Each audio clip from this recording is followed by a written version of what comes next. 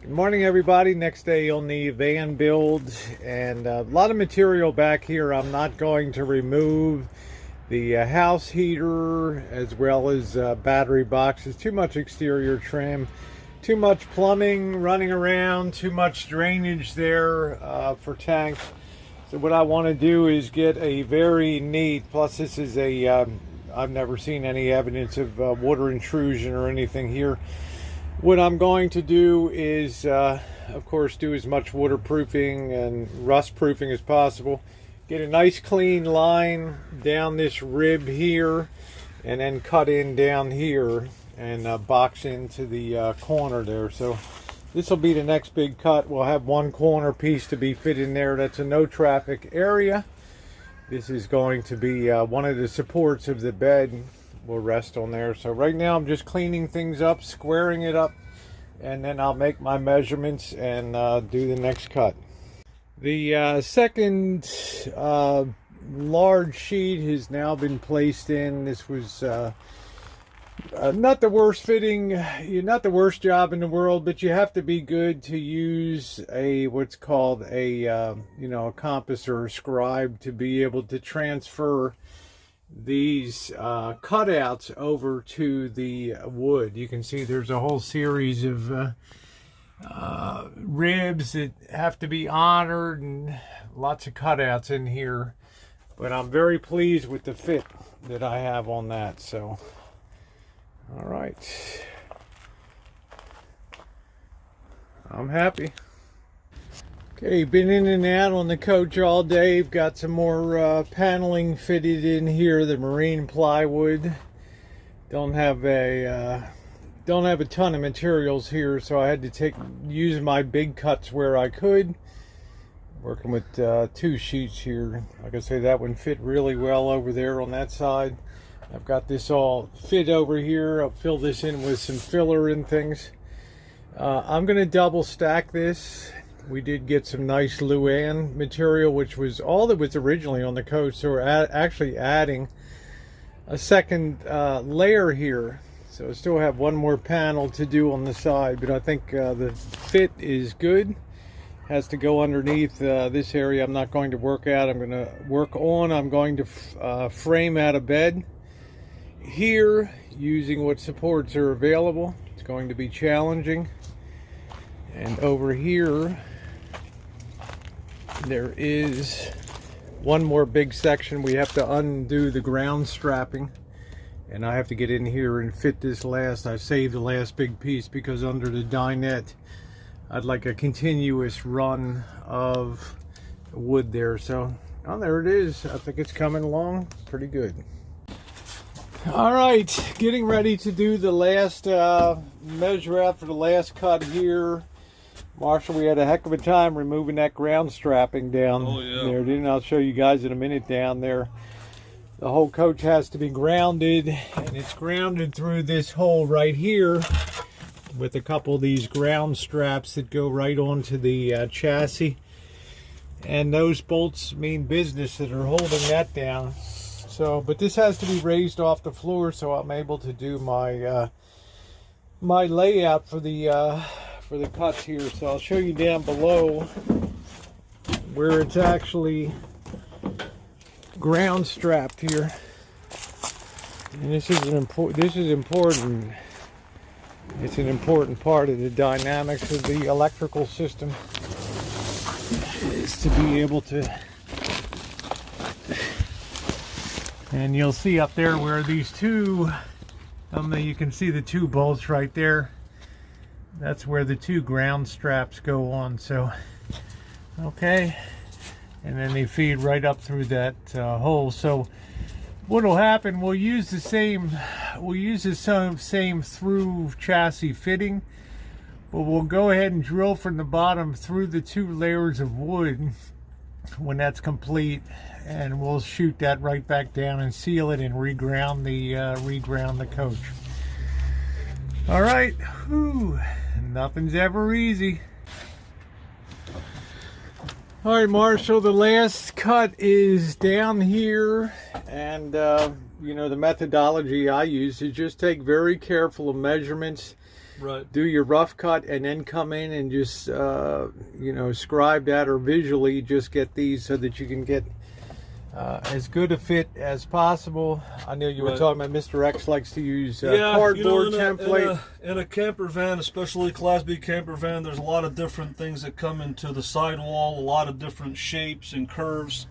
So you have to really know what you're doing. Rosie used this. She used the level, and she used a pen to measure these out with the wood laid down. Yeah, you can see the projection lines. I shoot a lot of them all the way around here, so that I know where to begin the curve, when to end the curve. So exactly, cardboard's a good idea if you're using expensive material and you're not used to, because sometimes people will reverse and they'll cut out the wrong part. Right. And it'll be a mirror image of what they meant to do. So, but if you have a lot of experience, it's going to save you a lot of time to just cut it in place and fit it. As I told Marshall, the critical thing is the factory, that we have two factory ends butted up against each other for, you know, for a great fit with zero. This will all be under the dinette here. Yep. Very little foot traffic back here for the bed area. One thing to be aware of Class B camper vans, as you see this here, how it's cut curved over the wheel well. And I mean, they could have did a better job, but they have to fit. I mean, and that's the kind of theme in Class B camper vans, to make it look custom, to really have it fit on the walls, on the ribs, is to have those curved cuts like that instead of the square cuts. Yeah. And that's what makes the rig look custom. So yeah, Coachman could have did a little bit of a better job here, but they left a little bit of leeway there. Yeah. But cutting in curves, and you know, well, the important thing now is we'll be able to fly. We'll transfer these templates to the Luann. We'll cut them out. You see the theme of the curves up here on the cabinets, how they curve those. Yeah, so I know I've knocked myself out almost a couple times on this one. And this one here, that's the whole theme of a lot of these coaches. Yeah, well, that curve is nice. I mean, it adds a little bit of style to the coach. Right. But the important thing, Marshall, for the first time, and I don't know how long, you have an excellent subfloor down here. Yeah, the floor is going to be better than it was before, because like I said, we have 2 layers, so it's going to be better. And I hope we can reinforce a lot of things in the coach, make the walls stronger. We can make the kitchen stronger here by putting extra boards and extra screws. Yeah. Just making things more stronger and stable for the long run. All right, there it is. So there's some Rosie Girl carpentry at its finest over there. So we're all set. Okay, Marshall. So we're on a little bit of a break here, and we'll go ahead and just remove one by one. We'll transfer and get them cut. Okay. All right. Ladies and gentlemen, we've decided to flip up the Luann for the subsurface here and save the marine for top. Reason being is the chances of water intrusion are higher around the top surface here, not the bottom. We made that decision because upon inspection of the chassis, it looked pretty good. Where it gets the wear is from water over here. We have sprayed the underside with some rust proofing here. We're going ahead. We have glued. I used some construction adhesive here, and we have the first board down in this area. So Marshall, what are we doing over here with these pieces of wood? According to Rosie, this is called shimming, and what this helps is it helps with leveling the wood out, making a stronger, more stable surface so it doesn't bow and flex and possibly crack while you're walking on it. And that strengthens the floor. Yeah, especially where we have a seam where we don't have a rib. We need to build up a rib-like surface, because we don't want this to depress at any point and flex downward. So by filling it in with shimming material, we ensure that we have a really strong amount of wood to drill through with our self-tapping screws there. We need to be careful around the gas tank area. I've made a few marks to be very aware of, you know, we have a gas tank down there and a filler hose there. So yep. You have to be aware of how far the fuel fill hose is from the floor. Yeah. So anybody who's a carpenter will certainly recognize the critical importance. And you can't really see it, but it's shimmed down in the back part too underneath there. So yeah, it's been a good day's effort. So the plan now is to get one more piece of bottom wood over here. So Marshall's going to go ahead and get this swept out. We're going to put the construction adhesive. For those of you who may ask here, I am just using the standard 400 PL Pro line from Loctite. It's about $4 a tube. Does a great job on there. It'll also help deaden any sound. So, okay, Marshall, go ahead and let's sweep that out and get going. It is wrap-up time for the day. It is dark. I don't particularly have the strength to go on tonight, but we've got 2 sections of the base flooring down here, all shimmed in. What do you think of shimming, Marshall? It makes a huge difference. Oh, it really makes a huge difference. It's made the surface stable and level and gave it a lot of strength. And there's adhesive down there, screws, and there's going to be another layer of marine plywood on top of here. Yep. It's going to end up being a really nice floor, much better built than the way Coachman built it. Yeah. And the flooring is the base of the RV motorhome, and it's very important, like Rosie said.